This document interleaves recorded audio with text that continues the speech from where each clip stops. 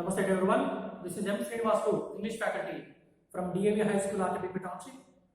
At first, I heartily welcome you all for the grammar interaction from class 9th English with the theme called humor and with the reading titled as The Snake and the Mirror. In the previous grammar section, we have discussed about past perfect tense usage. In addition to that, there is another grammar set is provided that is nothing but called phrasal verbs. So here phrasal verbs are nothing but called, it is a combination of a verb. You just have to look at it more properly. It's a combination of a verb with the preposition or verb with adverb which give different in meaning is said to be called phrasal verb. I repeat once again, you just have a look at the definition that I have written here. Please write it in your notebooks also. A combination of a verb and preposition or a combination of a verb and an adverb which convey different meaning is called phrasal verb. So in this, for example, if you see set up, here the set is verb form, up is a preposition here. But set is different in meaning as a verb. But whenever it is combined with a preposition, it gives a different meaning. Set up may be used to start or establish something different meaning it comes. Now, for example, look at the second one. Look, one meaning we get as a verb when we see this. Into, this is another different preposition we have. When you combine both of them, look into, it gives different meaning like examine. Understood? So, a combination of the verb and the preposition or a combination of a verb and an adverb which give different meaning is said to be called as phrasal verbs. Mainly, these phrasal verbs being divided into two different, why I said mainly, keep in mind. So, one is split phrasal verbs and the second one is non-split phrasal verbs. Split phrasal verb in the sense, while you are using this one in the sentence, you can use the verb in one place, in one or two words comes in the middle of it, and then the preposition comes in the sentence. That what we call as split phrasal verb. Nothing but what? You can divide this verb and preposition combination and use in a sentence called as split phrasal verbs usage. Or whenever you cannot separate them in their usage, you have to use them in a combination of verb and a preposition. So that is said to be called as a unsplit phrasal verbs. So you got the point. So whenever you can able to divide this verb and preposition combination and you can use in your sentence, that particular one we call it as a split phrasal verbs. Whenever you cannot divide this verb and preposition combination and you have to use them together, that what we call as unsplit phrasal verbs. Understood? So finally, let us just recapitulate this point here. Combination of verb and preposition or a combination of a verb and adverb is called as phrasal verb. So it gives different meaning rather than the meaning of the verb provided. Second, these are two different kinds. One is split phrasal verbs, another one is unsplit or non-split phrasal verbs. So split phrasal verbs you can divide verb and preposition and use in your sentence. One or two words comes in the middle of these two. Other than this, some are there, they are non-split or unsplit. So we cannot divide this verb and preposition combination. You have to use them in your regular sentence. Understood? So this is a point of it. And besides, for phrasal verb exercise also, I have already sent in a format that you can write in your textbooks and all. And further, in the writing section, we have two more descriptions.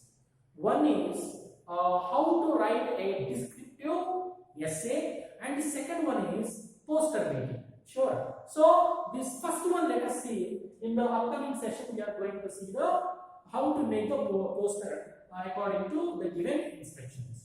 Now look at this one. In the writing section, we have an essay writing here. there is a question provided. Write a descriptive essay on any unusual or humorous incident. Humorous incident you may have witnessed or experienced. So what they would like to ask us, write an essay based on any humorous incident that you have experienced or about some unusual, not normally happen. That if you have anything in your experience, please write in the essay form. So finally what now? So we need to know what is the format of the essay writing. Before we attempt that one in the regular writing. So first let us just have a look at the format of this essay writing one. First of all, what do? You try to give mind mapping to the concept that they have provided. For example, that you are writing about humor. That means humorous incidents. You try to develop some main points like 12 to 15 points, which are very varied, so that you can include them in your essay in different paragraphs. Understood? So you write some 15 to 12 to 15 main points, main important elements of your essay, so that this we have a proper format is ready. Some instant information is get ready. So this is nothing but called as mind mapping. This mind mapping you do it in the rough, so that while you are writing, it will be that source will be useful to frame the final essay. Right. So after that, you try to give a catchy caption. A catchy caption. Catchy caption is nothing but called giving a title. Nothing but what is this? Giving a title. One title you give. So that title must be more attractive and more eye-captured. Someone when you see the title, they should get attracted towards your title. That is not nothing but called catchy caption, nothing more. You don't confuse in this regard. Right? Title you give it. After giving a title, other than this important element of this essay, you give some introductory lines. Introduction, which is based on the main theme of the humor. They said about humorous incidents. So you just talk about the humor in your introduction or introductory paragraph, right, or opening paragraph. It should be from 1 line to 6 lines. Understood? And it is also said to be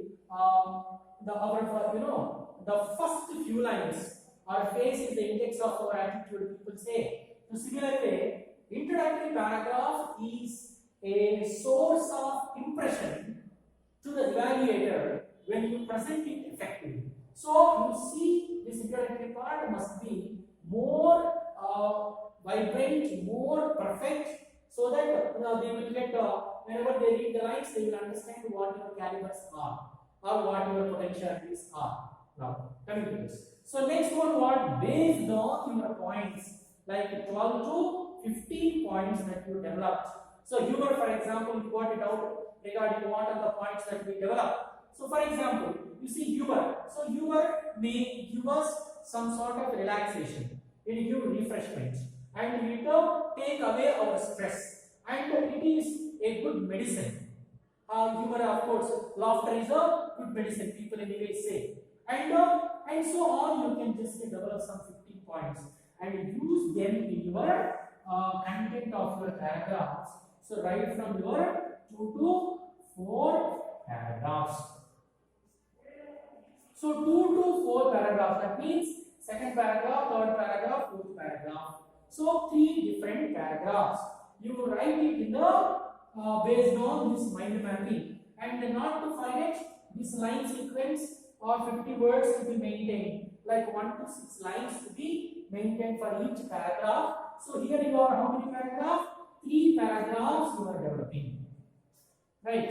So 3 paragraphs you are developing, and based on all your understanding, based on all your findings, and you give your conclusion paragraph. So conclusion is also as important as introduction. So conclusion, it is also one more paragraph with 1 to 6 lines, and would like to tell you one thing. Never imagine, never think that evaluator will not go through the paragraph and he will blindly award the marks. Never do that. So you would see that every line that you are writing must be worthy and valid points you need to write. So never try to give any movie story and then try to bluff the evaluator and get the marks. Bluffing work will not happen here, will not get successful. So write valid points and you develop some mind mapping, 12 to 15 points. This is the rough idea, and of course this is all the rough points I am giving you. You try to find some catchy caption, good title. Under the good title, you develop some introductory lines based on the theme provided, 1 to 6 lines, and then based on the points you develop here, you develop theme by different paragraphs that goes with second paragraph, third paragraph, fourth paragraph. And the last one you have a conclusion point of it. So you give your conclusion with one different paragraph based on your understanding, advice, and the responsibility of the government or attitude of the people to be changed or making young minds what they need to think on. So you give your valid points at the conclusion of your responsibilities, thoughts, or changes that you wanted to see among the people and society, and so on. Right. So this a valid structure of 5 different paragraphs, introductory 1, 3, 1, 5 different paragraphs with catchy caption will definitely give you a good impression. See, if you would like to add some more, you can increase the body here plus one more paragraph you can add, so that it will look like 6 different paragraphs with each paragraph consisting of minimum 6 lines. You can exceed with the 7 or 8, no problem, but it should not less than 6 lines. Right. So this is what the structure of writing an essay. So I request you in this regard, you please attempt an essay writing in your rough. Understood? And you try to check yourself whether the elements are being carried out or not. And you please maintain the classwork. And whenever we get reopened to school, and I would like to correct the classwork also. So never take it light, and please make it classwork also thoroughly. In the text also, write the textual exercises that are being sent to you. So you make it everything right perfect. And you please read out the upcoming lines there. So we have further exercises that we would like to see, and also you would like to try to recite the poem The Duck and the Kangaroo for the advanced preparation. Right. Thank you very much, children.